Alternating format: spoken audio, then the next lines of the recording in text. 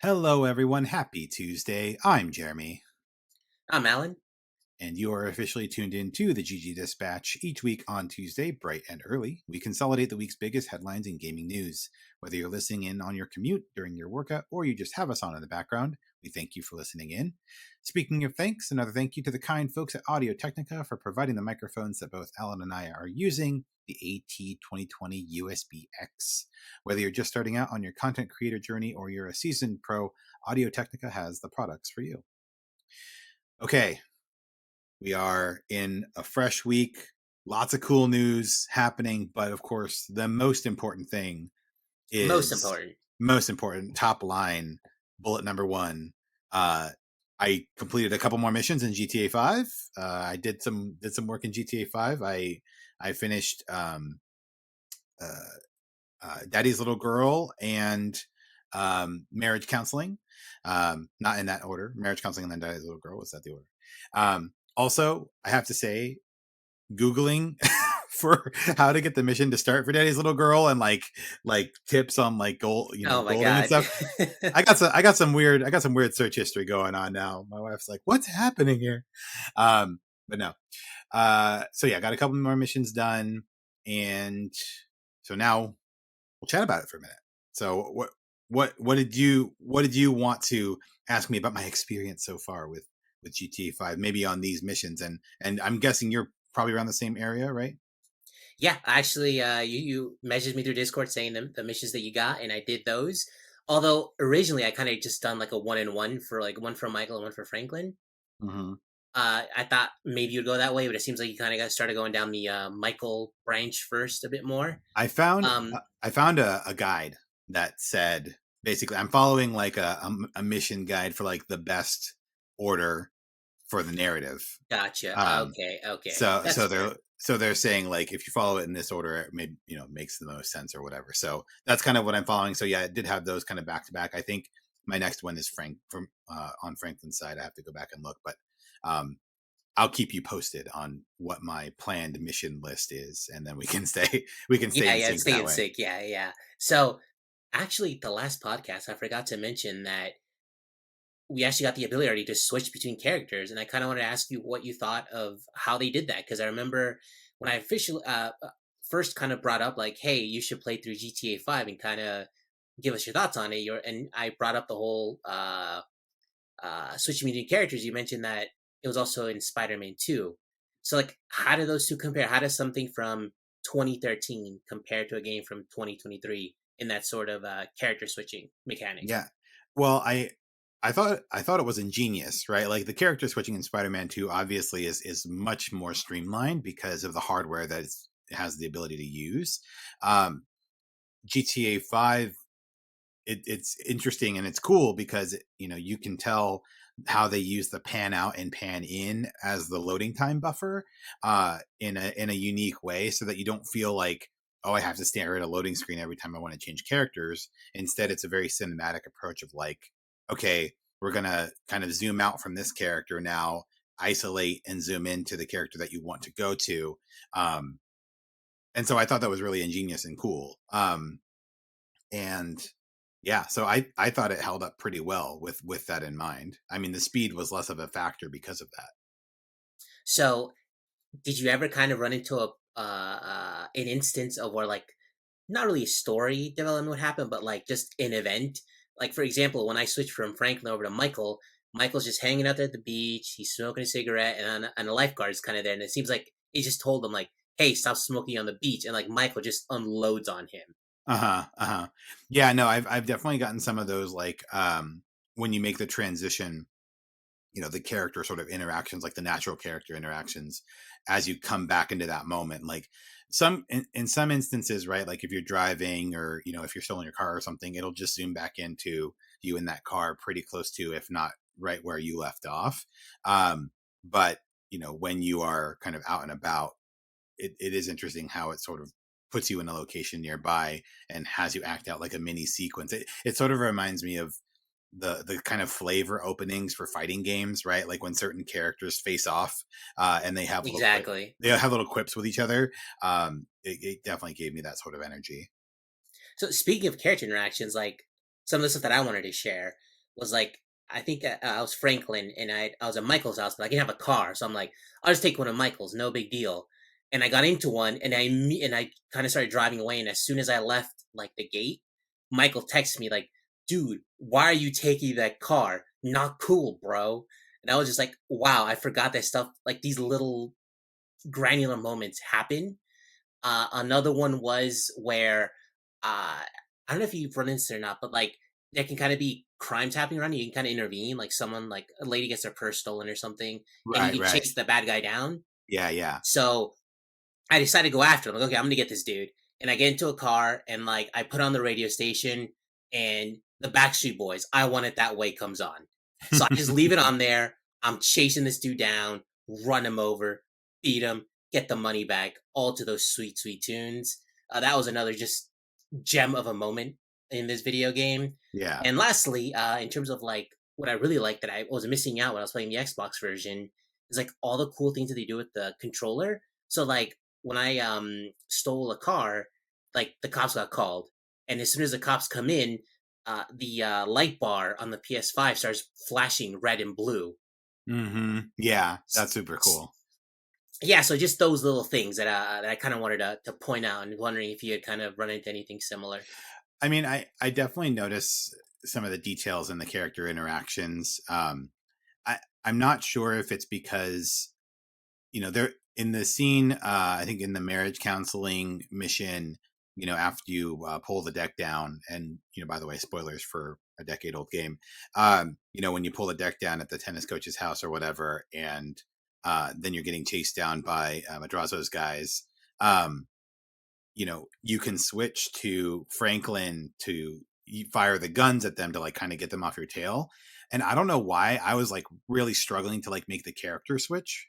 Um, I don't know why that was, but eventually, like, I was able to lose them driving as Michael, and basically, like, he tells Franklin like 5 times, like, you need to work on your aim. And I think it's because I wasn't able to switch to Franklin and actually like actively shoot the guys like Yeah. out, right? And so he's like, you need to go to a shooting range, you need to get your shooting all done, and stuff like that. And so then I actively like felt bad. I'm like, oh man, I let Michael down. So that was kind of fun. So So yeah, yeah, let's definitely actually like that. jump into like the story since you kind of just kicked it off there. What did you think overall of that mission, marriage counseling? I mean, I thought it was pretty fun. I mean, the more I play, the more, you know, GTA 5 strikes me as sort of like a sitcom structure. These missions, like there are sort of this thread that's sort of going through and connecting them, but really you're learning more about each of the characters and the way that they behave, and the way that they like kind of banter with each other, interact with each other. It's kind of shaping up to be more of like a not quite dark comedy, but yeah, definitely elements of like a darker comedy. Um, and so yeah, I just kind of like the episodic structure. And of course, it's mostly hilarious. Like as of now, I'm not really feeling the pressure or the intensity of like a Breaking Bad, right? Like I'm not feeling like Madrazo's gonna necessarily kill me. Like I understand I'm supposed to be scared of him because he's like a big mobster guy, and yeah, he hit Michael with a bat. But overall, I'm not like running around town trying to scrape up the $2.5 million because I'm terrified or anything. It's just like, oh, here's this situation I found myself in. I guess I I better think get myself out of mischief. Like I think the reason you feel that way too is just because Michael is so much of a force on his own that you yeah, can feel like, yeah, like, okay, this Madrazo dude is the one who doesn't know what he's up against, rather right. than Michael is in trouble. Exactly. It's more like, oh, Michael kind of was like sizing him up and he's like, okay, yeah, I'm gonna have to take care of this problem. Right. And um, so yeah, I thought that was kind of interesting. I mean, I think narratively, again, like it's nothing earth shattering, but it's still very entertaining. And all these little like mechanics and systems that we're talking about, the level of detail with the interpersonal um, dynamics and everything, those all help to make the overall experience really special. I think something that I am kind of struggling with is like I do feel a little lost sometimes, and I'm not necessarily I'm not necessarily like super motivated to like go and explore Los Santos. Like there are definitely lots of things to do, but I'm not like necessarily like gunning to like go and like check out all of like the nooks and crannies right now. So I think, maybe as I begin to explore more of the city and do like some more like random drive arounds and stuff, like that'll happen. But right now I'm finding myself sort of like, okay, finish this mission, I'm ready for the next mission, right? Like I'm not necessarily, you know, as interested in exploring the world and doing all the little side quests and things like that as I am with kind of pursuing the core narrative. And I think part of that is I have other games that I'm trying to juggle, and then another part of it is just I don't know if I'm necessarily like feeling connected to the rest of what Los Santos has to offer. No, I think that's fair, but I think that they kind of build it in a way to where you kind of play it and it can be the thing that you want it to be. Like it could be Right. like for you, you're just jumping mission, like give me more of this narrative, give me more of these characters, more of this great writing. Or it Yeah. can be someone who, isn't as juggling of so many games. Like this is the one game. So like they can kind of go and check out and do these other things in Los Santos and kind of take a bit of a breather, a bit of a break from the story. Like it can become a bit overwhelming at times, I think, taking in so many characters because like I feel like every character is like a home run. Like there's no character that's just a throwaway that you can just forget about. But I can definitely see how you would feel. Like I just want to go mission to mission. Like originally when I first played the game, that's how I played it. Right. But I feel like now that I've got, like I know what's gonna happen. I know these characters. I'm still enjoying that a lot. But I feel like I'm having like a desire to go and do more stuff. Like I think I messaged your Discord. Like I'm doing all the strangers and freaks. I'm all Yeah. caught up. Yeah. Yeah. Um, I'm hoping that yeah, like you do because there's some cool stuff to do in the city, but I don't think you're gonna necessarily like miss out on the GTA 5 experience. Like I said, I feel like it's sort of made to be like whatever you want it to be. Yeah, yeah. And again, so far I'm enjoying the narrative, I'm enjoying the characters a lot. I'm honestly very I can see how it was really sort of like a marvel when it came out in terms of like the technical decisions that were made, like the look and feel and again all those like details, those like interpersonal details. Like I think the closest thing to it. I mean, like, and it's not even necessarily about the closest thing to it, right? Because it's Rockstar again, but like that same level of detail is in Red Dead, right? Like Red Dead Redemption 2, and Red Dead Redemption. But like, when you get your haircut and like all the NPCs are like looking good, Arthur, or like whatever, like that's that's the sort of level of detail in the various mechanics that you're utilizing in the decisions that you make in the various subquests, etc., that carries over into the game, that makes you feel like the decisions that you're making are important and have weight, and not just like you know those trash cans at the mall where like it has recycling, compost, and trash and it all goes into the same bag, right? Like that's very much how like decisions in video games often feel. But I feel like in Rockstar's games, it is a bit more distinct, which is really cool. So Okay, then. uh So you also said that you finished Daddy's Little Girl. So after getting got, what you feel that after actually playing the mission?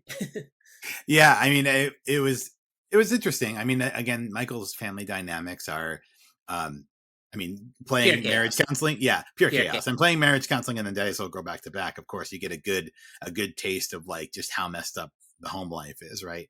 Um, and so yeah, I mean, it was interesting, and I kind of thought it was interesting, like the kind of the quips from the daughter in terms of her name's Ashley, right? His daughter, I'm trying to remember. No, it's No, it was Tracy. Tracy. That's it. Tracy, when he's telling Tracy, like, if they were normal guys, they wouldn't be shooting at you as we were trying to like, you know, no, well, Tracy said like only you would get me like, chased off the boat and like getting shot at or whatever. And then he said that if they were good guys, they wouldn't be shooting at them, right? And so there's kind of this back and forth of like, chicken and egg scenario where it's like, is Michael bringing out the worst in all of the people in his family's life, or are the people in his life just naturally attracted to bad people, right? Like so, or pulled into circles with bad people, and so, um, yeah, it was really Can we talk interesting. about Jimmy here? How Yeah. Jimmy is like so quick to call out Michael, but like it's always in service of getting the spotlight off himself and his own bad behavior. Like it almost feels like he's definitely like a mirror image of Michael who kind Oh of yeah. also does that. Because Yeah. like as they were kind of driving over to the beach to pick up the bikes to go on this bike ride, he mentions that like I feel like I'm the good guy even though he's doing all these horrible things. Hmm. So like that like completely uh is almost the same thing that Jimmy does. Is like I'm the good guy. I'm the one who's trying to like make you a better dad. But like really, he's just as horrible as his dad. Like the fact that Jimmy suggested this whole thing just to kind of get Like tell Michael on to be in Tracy. the Yeah. place. Yeah, Yeah. so that Michael sees what Tracy's actually up to when she's out and about. Because Uh-huh. Michael makes his like the comment of like she doesn't cause me any trouble basically. Like that's Hmm. why I'm always giving you crap. And he's like, oh, what about this boat over here? Look who's on there. Yeah.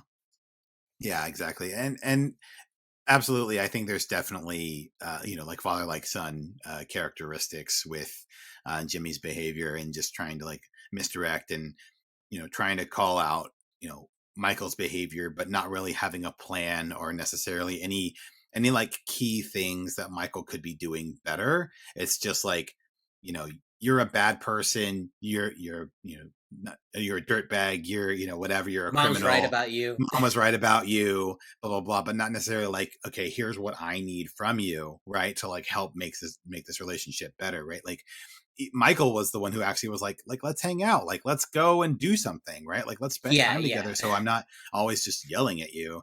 Um, and then Jimmy was the one who's like, well, let's go ride bikes, like very sarcastically. But then Michael's like, well, yeah, sure, like whatever, like let's find something else to do where so I'm not just yelling at you all the time. And I think that's a good lesson for parents in general, right? Like if you're constantly butting heads, what you want to do is try and find a way to like bond with your child and have an opportunity to have a conversation and discover the crux of your tensions with each other. And oftentimes those tensions are born out of seeing yourself in them, right, or vice versa. So Yeah, and at the end of that mission, you end up at the pier. Did you get a chance to kind of see if that a lot of that? Did you go on the rides at all? I didn't go to on any of the rides or anything like that. I will say I was very impressed by the water and like diving into the water and like the swimming. Like I don't know why, but like again, like going back like 10 or 11 years, like just Yeah, or that or was even nuts. further than that, like just being able to say like before you would encounter this huge body of water and you'd be like, well, it's pretty, but you're not going to be able to go in there. But to be able to dive in and like the detail of like the coral and like just it was really beautiful under there, and so that was really cool to see. And then the long swim to the boat and everything. But yeah, And did so you notice that was didn't get to kind the of like pier. a one to one where the Santa Monica Pier? Like, did that hit you at all? No, no, because I'm not very familiar with that locale, right? I'm not. Gotcha. Okay, I thought that you had like at least gone often to LA or something. So like originally I got from Los Angeles. I didn't live there most of my life, but I do go back to like visit family and stuff. And like for me, it's like holy crap, this is the Santa Monica Pier. And I Yeah, know that I've seen other people like Brandon Jones of Easy Allies remark like how eerily close it is to Los Angeles. yeah, yeah. No, I when I've gone to LA, I've gone for like geekly grand stuff or whatever, and so usually it's more like centrally located, like at a theater or something like that, or a convention center. And so I haven't really been. I'm not really familiar with the broader city or the pier or anything else. And so um in that sense, like there's less of wanting to explore the city that I could like relate to, which might also contribute to me not necessarily being like so interested in like, yeah, let's go see what Los Santos has to offer, because I'm not necessarily interested in this is going to sound horrible, but like I'm not necessarily interested in what Los Angeles has to offer as a whole, right? Versus like Ghost of Tsushima, right? Like I want to go and check out that world. Like I want to go and go to all the little hamlets and all the little towns and everything else and check out the beautiful natural landscapes. Or Red Dead Redemption 2, like it's the wild open west, right? Like I want to go and hunt animals and skin them and go to this town and play poker or whatever. Like those are the sorts of things that, at least in the open world games that I played, that's what draws me, right? Or Yeah. again, So Horizon Forbidden West, right? Like Horizon Zero Dawn, like same kind of idea. Yeah. so basically, it kind of feels like just any American city to you. Yeah. Yeah. And Gotcha. Okay. you know, maybe it's just my instinct of like not being drawn to like urban settings, but being drawn to more like natural settings. And we talked about this a little bit for GTA 6, right? Like there is an extremely complex technical requirement on building a thriving, breathing city that you can interact with. And that's what's going to make GTA 6, I think, so like unique, because if they can accomplish the open world with the, you know, intricacies of like apartment buildings and everything else, and like everything that a city has, like that's going to be insane.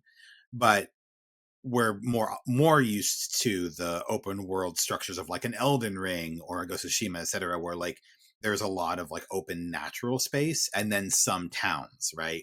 Or some cities. Like there's a few kind of like beacons of civilization that you might be in. And so I prefer the latter in just sort of natural setting, but I can respect the, you know, technical know-how required to get the former right. Yeah. Yeah. So speaking of city, I'm curious if you noticed that the therapist has like an icon there, like, He but it's in white, so it's very easy to miss. I was wondering, did you actually go see the therapist? he texted me, or he called me when I forget if it was at the beginning of marriage counseling or beginning of Daddy's Little Girl. I don't remember, but I got a call from Dr. Friedlander. I did also do One Freaking Geek, or Freaks and is it Strangers Freaks? and No, Freaks. Strangers and Freaks. Freaks and Geeks. That's Yeah. the TV show. Yeah. Strangers and Freaks. I did the Michael one with the weed guy, which Oh was my God. Yes. kind of wild, um, but yeah. So I didn't really notice it, but I do have that connection with the therapist. Yeah. Okay. Yeah. Because I did too, and because like I think I even might have missed that on my first play around. So I was like, this time for sure, I'm gonna go see the therapist and see what more kind of comes out in terms of like Michael and what his headspace is at. Mhm. Yeah. Also, like I basically caught up on all the Strangers and Freaks. I think there's I've played one, two, three, four so far, but I don't want Mhm. to get it too much to as you haven't done one. But yeah, the one where Michael basically meets someone who's trying to like push to legalize marijuana. The Yeah. guy's Yeah. like, "Hey, Grassroots. Yeah. try this, man. It's super mellow. You're just gonna chill." And it's like the complete opposite, and you're basically getting attacked by aliens. You have to like use a chain gun to like mow them all down. I thought Hmm. that's awesome. I think you're really gonna like some of these other ones. They're pretty wild. One of the last things I kind of want to point out is again the radio continues to be just incredible. Hmm. There's this station that's kind of like I think it's called Weasel News Station, and Oh like yeah, the one of Weasel the News. Yeah, I'm familiar with Weasel News now. Yeah. yeah, so like it'll go and talk about the stuff that you do. Like it's like, oh, there was this crazy event on the highway where there was a boat Yeah. chase and I was like and that's awesome. It also like still completely reflects stuff that's relevant in 2024. Like they're talking about these militia members headed to the border to stop this huge influx of immigrants. I'm like, this is nuts, dude. This is 10 years ago or 11 years ago at this point. Yeah. So again, Yeah. radio continues to be top tier. Yeah. I did get a chance to watch a little bit of TV. This was my last point on this before we dive into FF7 Rebirth stuff. But yeah, I did get to watch some TV, so I am familiar with at least a couple of channels. There was like a fake news channel with a bunch of soldiers that had just finished like a battle or something. It was kind of sort of like a Fox News type spin or something, and then there was like a anime, like a fake anime with like a bunch of ridiculous characters. So yeah, that was kind of interesting, and to Yeah, kind of like dive into that as well. to me it's nuts at like how much time that alone took to do and do well. Like you could Right. sit there and legit watch 30 minutes and still be seeing new stuff that you haven't seen before. Like, those are the little details that I love that they put into their games. And I'm really curious how they're gonna, I guess, take it to the next level, hopefully in GTA 6. But we'll see. Yeah, that'll be really interesting how they do that. All right. Well, we've spent quite a bit of time chatting about GTA 5. Another game that spent some time with over the last week here was FF7 Rebirth Demo, which following the state of play last week, they announced and they released the FF7 Rebirth Demo. It's going to be released in two phases essentially. The first phase is your ability to play through the Fall of a Hero chapter, which is essentially the Nibelheim flashback. So you are playing as Cloud question mark as he joins Sephiroth to basically investigate the first Mako reactor. After reports of strange monsters around and things like that, and then of course it's the sort of defining moment for Sephiroth's sort of villain arc, right? And becomes a sort of central moment for that character and this departure from Cloud and everything.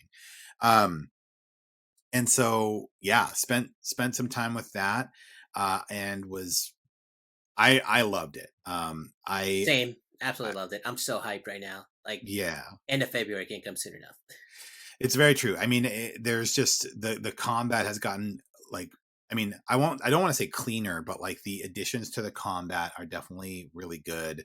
The synergy attacks are super interesting.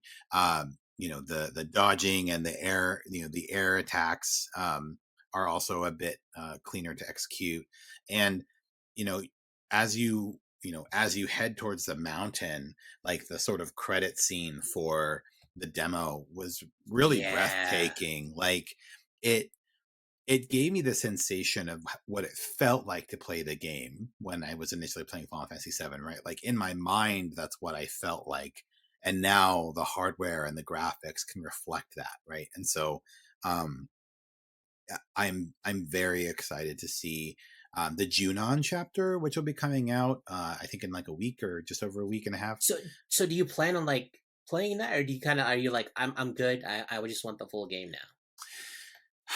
I'm torn because Junon stuff isn't going to carry over. Like beating the Nibelheim chapter unlocks the charm for you to carry over into the game, but Junon progress won't necessarily. But it'll just give you some sneak peeks at the broader world and everything. And so I don't know. I'm not sure if I'm actually going to dig into it or not. But I think once we get to that point, or once the full game comes out, obviously, like we're going to get more of that sensation of actually exploring the world of Final Fantasy VII, um, in the way that we you know felt, right? Like taking the hike from Midgar out to Cosmo Canyon and things like that. Like just being able to see that in beautiful 3D with the massive accompanying soundtrack. I heard there's like 400 tracks on the FF7 Yeah, that's Rebirth absolutely nuts. soundtrack, It's which nuts. is insane.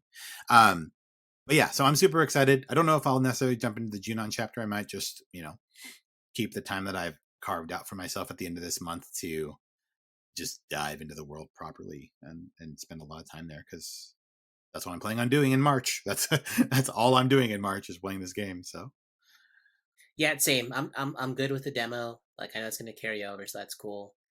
Now I just want the full thing. yeah, yeah, Pre-ordered, ready to go. I'm ready. All right. Well, now that we've spent just about how long a normal episode is on the intro, let's dive Oh into some God. news. I know. All right, we've got 5 stories today. And we'll kick off with uh, Disney revealing a $1.5 billion stake in Epic Games. This is from Andrew Webster at The Verge. Disney and Fortnite maker Epic Games are teaming up to build what's being described as an expansive and open games and entertainment universe. And as part of that announcement, Disney revealed that it is investing $1.5 billion in an equity stake in Epic. Um, Details on what this metaverse-like project will look like are sparse, but as Disney explains it, in addition to being a world-class games experience and interoperating with Fortnite, The new persistent universe will offer a multitude of opportunities for consumers to play, watch, shop, and engage with content, characters, and stories from Disney, Pixar, Marvel, Star Wars, Avatar, and more. Players, gamers, and fans will be able to create their own stories and experiences, express their fandom in a distinctly Disney way, and share content with each other in ways that they love. This will be powered by the Unreal Engine. Um, so what I mean, I guess obviously Epic just had those massive layoffs, and there were some uh not so happy folks on Twitter, of course, after this I was news gonna bring broke. that up. That like this type of deal doesn't get hammered out in 2 weeks. They knew they're gonna get this funding, and like they still laid off all those people. And like when you see the press release, like they're talking about this huge, massive world. Like, don't you need people to build this stuff for you? So why are you laying off all of these people? Yeah. So yeah, that's supremely messed up. I mean, I think I've seen a few things online. Obviously, like we're not in the room, so I have no idea like the ins and outs.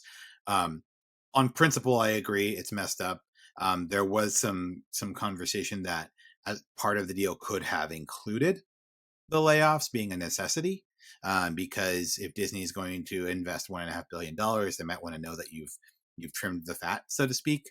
And so it actually could have been even more of a requirement for that funding. Um, in addition, some folks said, they might be doing a catch and release type thing, or release and catch, I guess would be the proper phrasing, in that they may be bringing back a number of folks that they did lay off, or attempting to, because the layoffs, based on certain fiscal quarters, et cetera, can basically help with taxes, and again, corporation money maneuvering, etc. um and so some folks also wondered aloud, like you were saying, like they're going to need staff and talent to help with creating these universes, and so maybe they're like, okay, so on paper, help out with taxes, etc., we're going to cut this many jobs, and we're going to bring back a quarter, Yeah, half. but it's so stupid. Like, there's gonna be people who are bitter and not want to come back. Like, you're just losing talent, and there's other people who saw what you did, so they're not gonna want to go work for your company. To me, that makes no sense. Tim Yeah, Sweeney could have told Disney, "Yo, we understand that you're trying to get us to trim the fat or whatever, but if he was worth his salt as CEO, he'd say, here's why we need these people. We're gonna go into this business together. You want us to build out these insane worlds, so we need them here. Just yeah, make the investment. Like at the end of the day, in my opinion, Disney needs more Epic more than Epic needs Disney. Like Epic yeah, has figured it out how to do their metaverse basically well. Disney has been looking to do something like this because they see that they're struggling in movies, they're struggling in TV shows, and this is a great way to get into a business that clearly makes a ton of money. So I just don't buy it. I don't think they would bring back anyone, or maybe some people, but like I hope that the really talented people like just start fighting back and saying, no, you treat everyone like crap, so why are we going to work for you? yeah, for sure. I mean, it's yeah, I mean, there's definitely that element. And again, I'm not saying that I agree with like the strategy from a corporate perspective, and I totally agree. I think a lot of people, it's like when somebody shows you who they are, believe them the first time, right? And so if you wouldn't want to come back if Epic's like giving you a call, they're like, hey, remember how we like laid you off 6 weeks ago? Well, we figured out everything with the accountants, and we got room for you. And it's like, yeah, no, no, thank you.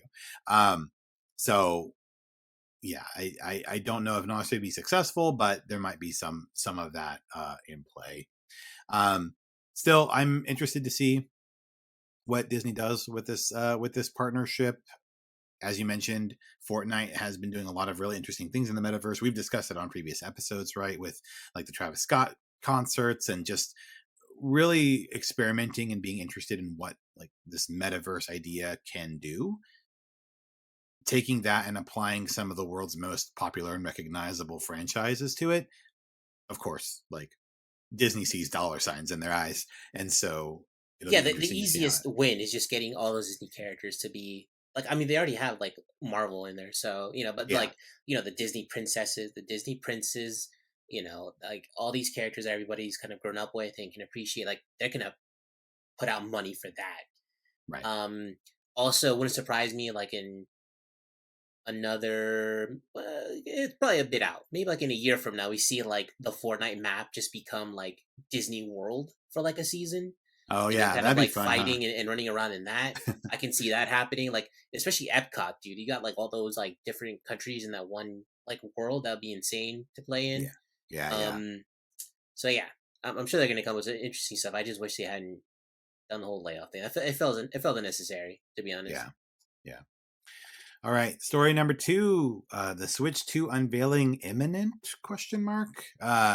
According to a tweet from Nate the Hate, Nintendo is poised and ready for a Switch 2 reveal in March. Um, so I know I've been talking to, I've been kind of mentioning it. I've been feeling pretty strongly that Nintendo is going to make the announcement sooner rather than later. And so seeing this the other day, I was like, okay, cool. Like I'm not completely crazy. And again, this is just my sense because of the conversations that they've been having with developers for some time, since like mid to late last year.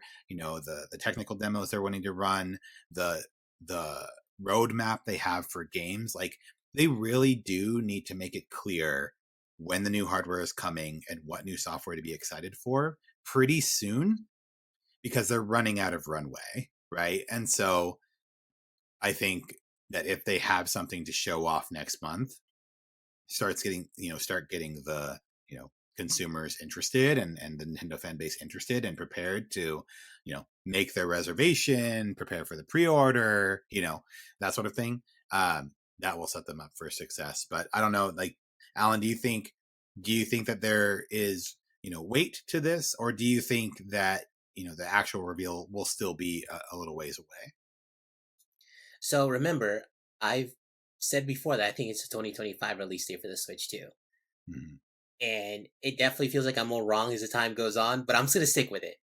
I'm Okay. gonna stick with this. You're I'm like, I'm riding it to doubling the end. down. I'm, Yeah. I'm doubling down. I still feel like there's some really good ports out there they can bring over to the Switch. Because like, think about it, it's 132 million consoles out there that they can take advantage of and put out known titles that have already accumulated fans, but then sell it to a fan base that probably still hasn't played them, like the Wind Waker HD. That's one example. I'd love to have that on the Nintendo Switch. Yeah. So I think they can squeeze out just a little bit more, and that's very much the Nintendo way. Uh, and they would, make this year about like, yo, these are they're gonna get their flowers. Games like the Legend of Zelda Wind Waker is gonna get their flowers and get like a really nice remaster similar to what Metroid Prime got. And then they would announce the Switch 2 closer to the fall with a release date in the sort of like the same time frame as the original Switch, like sort of like March 2025. Hmm. That's what I'm going with. That's what I'm kind of feeling. But I do feel like it could go either. I'm feeling less confident in that prediction. Yeah. Here's what I'm saying. I think I mentioned it before, but I'm doubling down on my timeline, which is March reveal for a November release. I think they want the holiday crowd. I think they want to be able to get this next season of console purchases. The console's been around long enough, and the main X factor here is what title would be ready for launch in 9 months, right from now. Um, and I don't know. Like, that's the only thing where I'm like, they just did Mario Wonder. Like, they're not going to have another mainline Mario ready to go unless Nintendo has just been really freaking good at like keeping it under wraps. I don't know. So the only kind of hiccup in my timeline is wondering what the Switch 2 release lineup looks like.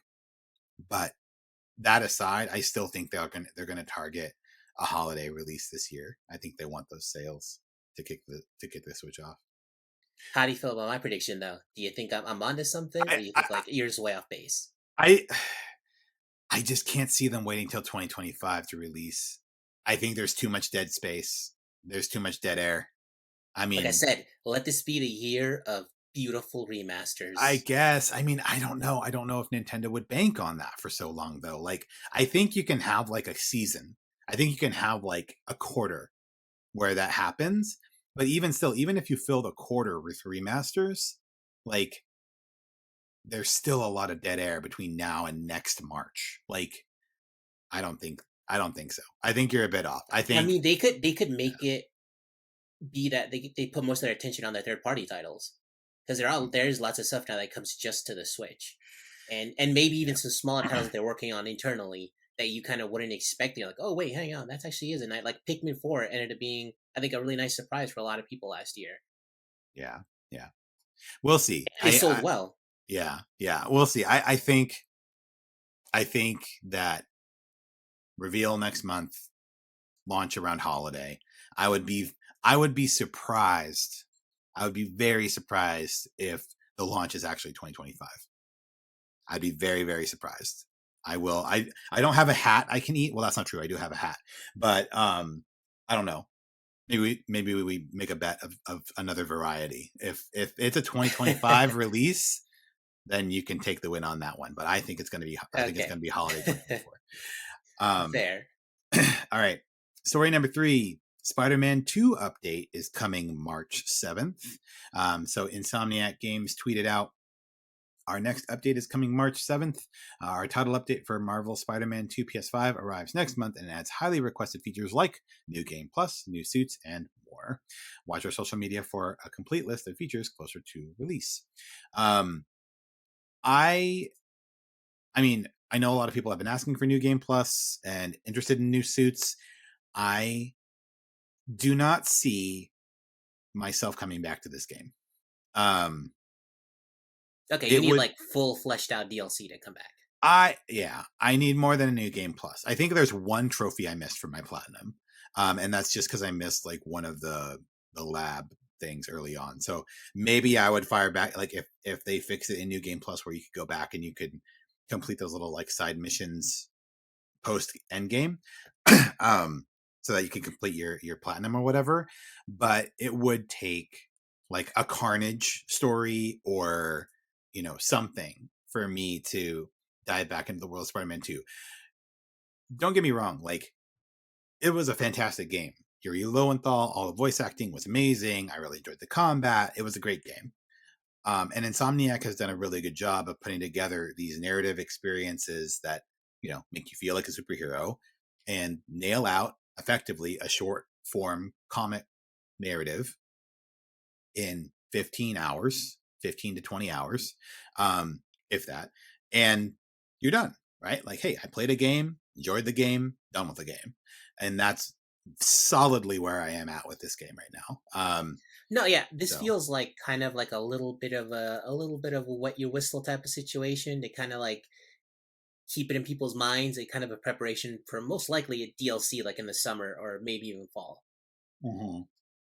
Yeah, I remember we had talked about, if they were going to announce DLC for Spider-Man 2 during the state of play.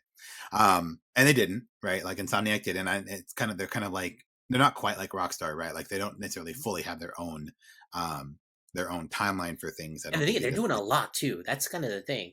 Yeah. They're working on a lot right now. So, and we didn't really see anything on Wolverine, obviously, with the leaks and everything else. But yeah, we'll see. New Game Plus, maybe it is enough for folks like to get it back in social media for like, a few days. People are like, oh yeah, Spider-Man 2, that was a game. That was fun. And then, again, some playthroughs, like, and then maybe another 4 or 6 weeks later or something, as we head into the summertime or get closer to summertime, late spring, then they can say, okay, we got some DLC for you. We got Let There Be Carnage, like, or whatever, like for June or July. And it'll be like 4 new chapters or 3 additional chapters and, some new bosses and some new mechanics or whatever. That would bring me back. But some additional suits, New Game Plus, not really enough, but maybe it's just, again, kind of refreshing the game now that it's been, 5 months since it came out? Yep. So just kind of pushing the reset button a little bit. Soft reset.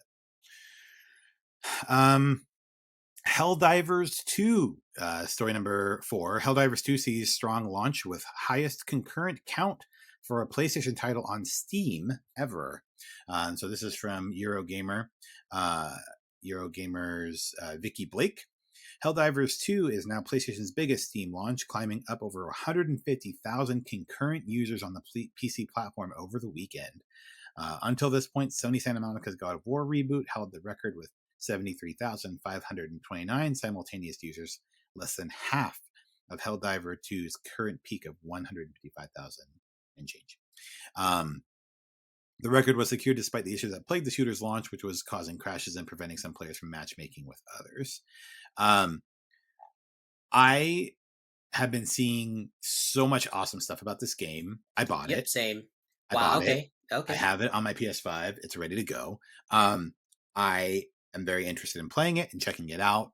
And so, just seeing the clips, people talking about how cinematic it is, a lot of people making, like the Starship Trooper references, like I'm doing my part, and for democracy, and like all this other stuff, kind of like all these memes kind of going around. It just seems like a great time.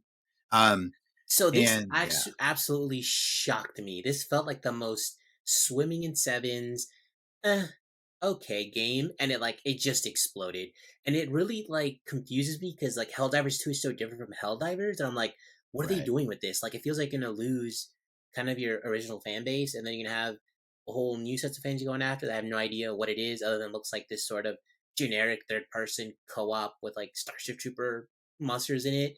As just a small audience, but something happened. Like, people started streaming it, and it kind of took off, kind of like Power World. Except I think that the obviously limiting factor for Helldivers 2 is that it's not available on like a subscription service like Game Pass. So I don't think it's right, going to see those kind of numbers. yeah, But I did see the creative director of the game, uh, Johan Pilstedt, I think is his name, hmm. say like, "Oh, we have over 1 million sales, which is like way more than we anticipated." So I think, un- I don't know if it's unfortunately, but it feels like unfortunately this is gonna reinforce Sony's thoughts on live service games and see, we were Yeah, right.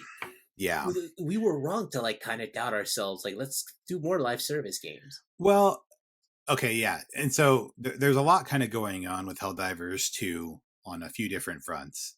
Um, First, there's the PC release day and date, right? There's the, because when, they're seeing the success on Steam, this is 155,000 plus players that they otherwise would not be having if it wasn't for the fact that it's on Steam, right? And so this is definitely a sort of a notch in the in the column of, hey, maybe we should bring more games to PC sooner, right? Much to Greg Miller's That is one of those things that I was disdain gonna and fear, I'm that sure. I was gonna that was one of the things I was gonna want to bring up. Like, when Sony execs like, hang on a second, because the thing about Sony's strategy so far has been like, yeah, you put it on PS5 and then you bring it over to PC, but it's like a year later, it's a lot less fanfare. It's not as exciting. It's not something new or fresh that's gonna get those eyeballs. And with this, they see, oh wait, if we do day and date on both, like, numbers go, the stonks go up. Could you Yeah, imagine a God yeah. of War landing day and date on both PS5 and PC? Like, those sales would be bananas. Hmm. So like you're saying, I do wonder if they see this and go like, not just more live service, but also, should we start really considering bringing day and date, which would absolutely kill Greg Miller, like you're saying. Yeah, yeah. And so yeah, I mean we'll see how that shakes out. But here's the other thing too: is what makes this experience unique, or this title more unique, is the multiplayer aspect, right? Like Helldivers 2 is about getting together with a few of your friends and killing huge bugs, right? There's not necessarily, I mean, and this has been part of the discourse, right? Like, is there as much of a draw to make, the Sony first party titles, the single player action adventure games, or the open world games, PC day and date, as there is for a game like Helldivers, which is very much like a squad up, go and blow stuff up sort of experience. And I don't think that there is, right. I think that it's definitely going to inform Sony's strategy when it comes to certain games being day and date on PC, but I definitely think there's still a place for um The Last of Us, or God of War, or these first party titles of Spider-Man, like to remain on PlayStation for a console experience, at least initially, before making the transition. But definitely strong evidence for games that don't fall into that category, right, to go day and date on PC, because that can help titles that otherwise, to your point, maybe would perform at a middling level to secure above average or even great performance, right? So I I'm still really think they interested. they maybe try it. They They're just like, might. let's just They're, go for it. I, Let's I try don't think once and they'll do just it see with what a. happens. Yeah, I don't think they'll do it with a flagship though. I don't Maybe think with they a would new do it with a IP. flagship. Maybe with a new IP. Maybe with new IP. Yeah, yeah. They wouldn't do it with like the next Sony Santa Monica or something, but they would. They would potentially with, you know, yeah, a new IP or a new studio that they're saying like, hey, okay, we're going to buy you. You're going to make first party games for PlayStation, and we're going to experiment with this PC day and date release strategy with this game. Kind of like if NeoWiz is Lies of P.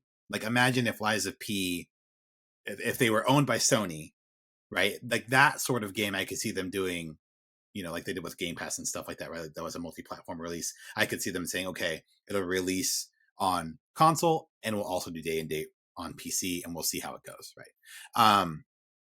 So that's one part of it. The other part of it is the live service structure, like you talked about, right? So, there's been some chatter about, pay to win and Helldivers 2 and things like that. And a lot of people are saying like, you don't need to buy anything. Like there are some armor, there are some weapons, etc. But like you can earn it all from just playing the game. And generally positive feedback on the structure of the monetization for Helldivers 2. So more power to the team on landing that. And so I think Sony won't necessarily see that and be like full throttle on live service. I think, I mean, again, this is me being optimistic, right? I think Sony looks at that and says, okay, we can have success with like a good live service strategy, right? Like we can have success with a game that's just fun to play and has a good monetization strategy that makes sense. Like not like Suicide Squad, right? Like people don't want to pay $25 for a Joker outfit, right? Like, but lower Yeah, cost that base for currency, like that sort of thing, like where the monetization just sort of makes sense. And gamers still feel like there's not that much of a bridge between like, okay, you can go in with your friends, you can earn these things the old fashioned way. You can monetize if you want, but it's not like required, and it's not this huge gulf of difference. price tag helped too. It was a $40 instead of the usual 70, which is Mm-hmm. kind of closer to Pal World's 30.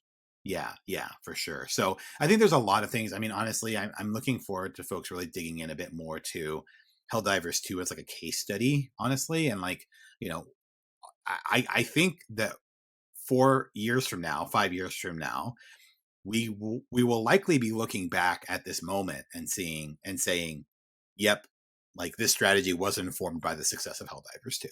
But do you So think that Pal World and Helldivers 2, like, are they still basically part of the landscape come the end of this year? Like, people are still actively playing it, talking about it, enjoying it. I mean, I mean, it's hard to say. I want to say that Helldivers 2 has enough of like a strong foundation that it maintains a good crew. Like I can definitely see a Twitch community being built around Helldivers 2, right? Like a community of streamers that's what they do. Like they play Helldivers 2, and maybe they have one other game in rotation, right? Pal World, I don't know. Actually, the crazy thing, at least for me, and people are going to think this is stupid.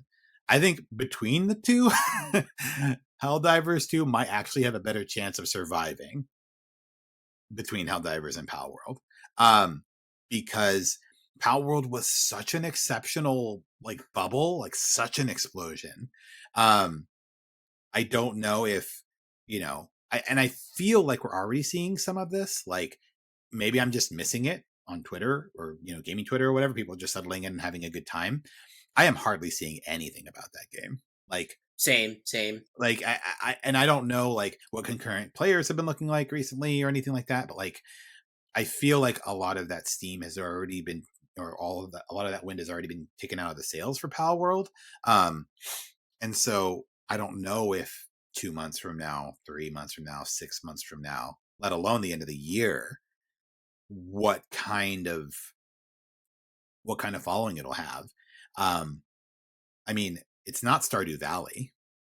I'll tell you that. Like, I don't see that same kind of persistence for like a Twitch streamers or anything as as Stardew Valley would be. But yeah, it'll be interesting. But still, really cool to see Helldivers 2 get such notoriety and such. And actually, that made me curious. I actually hadn't looked at the Metacritic for Helldivers 2 and the actual. Let me pull it up really quick here. Oh, it actually hasn't. Oh yeah, generally favorite 83. Yeah, so not swimming in sevens. User score is about 8.5. So yeah, solid eights instead. And really, it's the fun factor that's helping to push it over the edge, and I think help it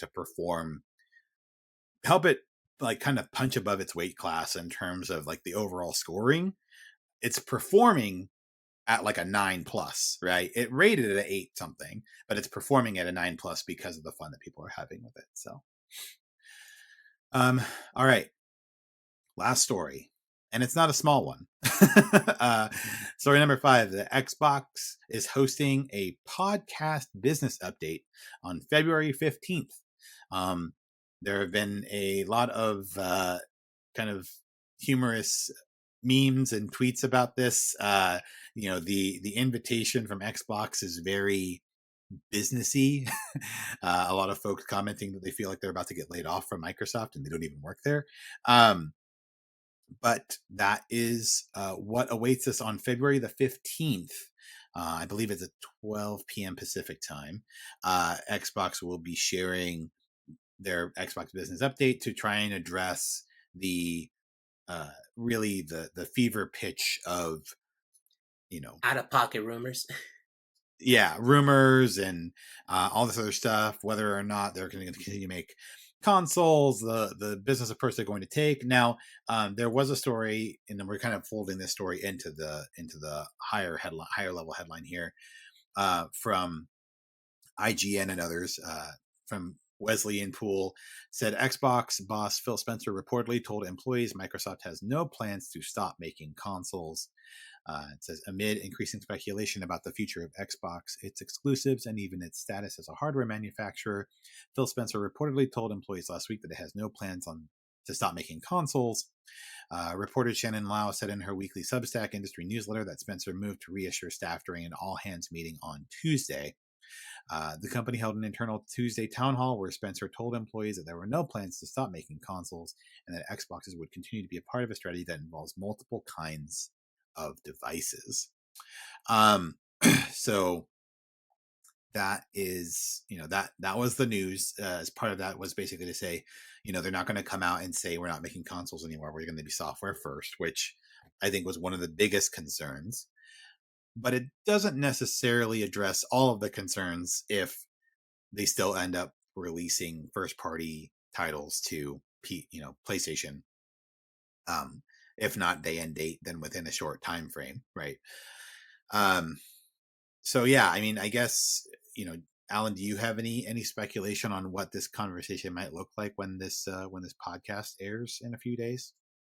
No, it's just so weird. Like the vibes are just so off, and they've been off since like this whole thing kicked off. I think last weekend, about a week Mm-hmm. ago, and like all the crazy rumors coming out. There's apparently some kind of power struggle between Microsoft proper and the Xbox division, and now it's going to be a podcast. I fully thought it was going to be sort of like a pre-recorded video, kind of like a Nintendo Direct, or I guess in this case like a developer direct, Xbox developer direct. Mm-hmm. The fact that they're calling this a business update, which is like super weird to me, like we're your customers and we're gamers and we're your fans, not necessarily like your shareholders. Like it feels very strange to call this a business update. It Yeah. feels so much more ominous that way. And like I have no idea how they're gonna like have this. Is like the podcast host gonna go like, so Phil, how about all these crazy things on the internet?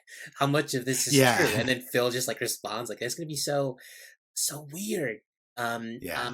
I'm happy to see that he internally told his employees like, yeah, we're still making hardware, which to me makes sense. Like the whole they're going to get out made no sense to me, because again, having that platform is really important. They can't just rely on Sony and Nintendo to highlight Xbox games in their stores because they Right, have right. their own games to sell. So like that's such a crazy gamble to take to like just rely on Sony and Nintendo to do that. So that's why I think that having their own platform and their own like store and physical box that you use and you use to shop on that store, for them to be able to highlight their own stuff. So I never thought they were getting out of the hardware business. So I think at this point it's just like what games are going to be going over to what other systems. Yeah, yeah, and we'll see. I mean, again, I think that they're not going to get out of the business of making consoles. Like we discussed this last week, right? I think there's still definitely going to be there still can definitely be a strategy of we make like a Game Pass console and we make a deluxe console, and that there may still be markets there. But honestly, I'm really interested to see what their overarching software strategy actually is, because yeah, it's still going to have an impact on the folks that would purchase Xbox hardware. Um, so if they feel like there's not really a vested interest in maintaining ownership of Xbox consoles, then that's still going to negatively impact Microsoft's ability to make and sell and move, the specific plastic box that can play certain titles, right? So, yeah, Yeah, we'll see. honestly, the most concerning part is that like they make this announcement, and instead of like sort of steadying the ground they're on, it just feels even more unstable. Like the whole point of this is to kind of like calm everyone down, but having it be like a podcast makes it super weird. Like with people, you're saying, people making jokes are like, "Am I about to get laid off from Microsoft? I don't even work there." Right. Um, so again, like if like the vibe, like I said, the vibes just off. They're bad vibes. Like this could easily be them. Like, yeah, we're third party, no more hardware. Even though I told my employees a couple of days ago that was we were still in the hardware game. Like that's what it kind of feels like. Like, and that's weird. Yeah. Yeah.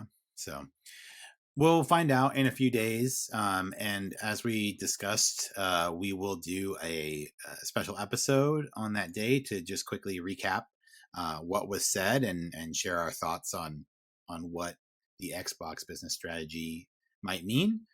So look forward to that. We'll get that episode posted. That as soon as we can, as soon as the as it airs. But other than that, that was our last news story. I Again, do had a have a bit of a deal. longer one today. Okay, let's hear the deals corner.